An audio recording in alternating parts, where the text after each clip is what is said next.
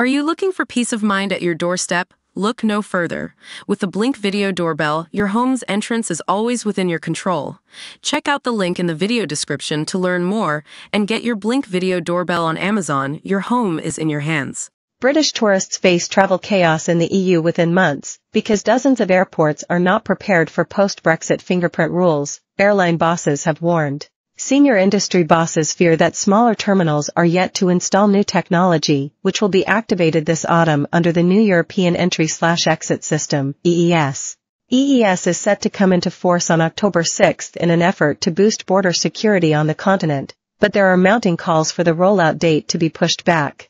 The scheme means travelers from non-EU countries such as the UK will need to have their fingerprints scanned and a photograph taken to register them on a database the first time they enter a member state, with the data stored for 3 years. While the technology has been brought in by major hubs, airline chiefs have voiced concerns that smaller regional airports and holiday destinations are unprepared. This raises this prospect of long delays for Britons after landing unless preparations are stepped up or the timeline lengthened, reported the Daily Telegraph. There are also concerns the changes will cause queues at the Port of Dover, Folkestone Eurotunnel Terminal, and London Street Pancras Station. These are all sites where French border checks are carried out before people embark on cross-channel journeys.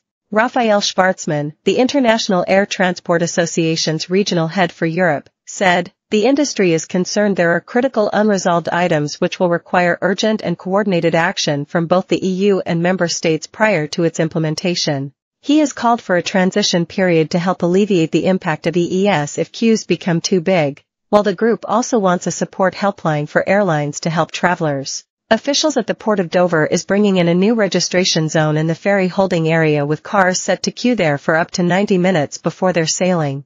And Tim Reardon, its head of EU Exit, told the Telegraph, "We're not expecting to get confirmation of the timetable until mid-August, which is one of the things that raises eyebrows.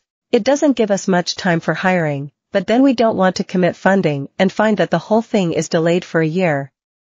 Really, we're hoping it all goes ahead now, but the airports and road crossings have a tremendous amount of work to do."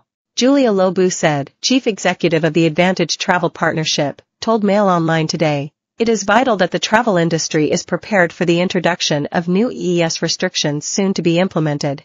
There must be a smooth and efficient process for border staff to implement the new measures whilst minimizing any disruption to travelers on their journeys and avoid travel chaos.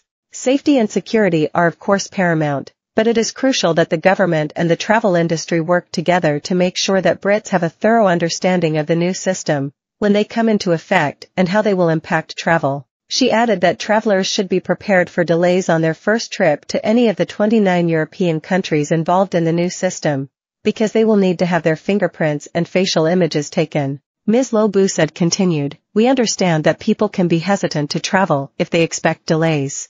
However, with this information valid for the next 3 years of travel, we then hope to see the use of automated border control checks and self-service systems increase the speed of processing times and improve the overall experience for all travelers, so we do not think it should discourage people from traveling. We expect the EES to be a small addition to the process of travel and have minimal impact on the incredibly strong demand we are seeing for travel this year from consumers." She also recommended that tourists book through their local travel agent to ensure they are fully compliant with all travel requirements, as well receiving the best value for flights and accommodation, using their expert knowledge. Ms. Lobu added that her organization, which is the UK's largest network of independent travel agents, was working together with all our travel agent partners to ensure they are aware of the EES process and are able to help their customers.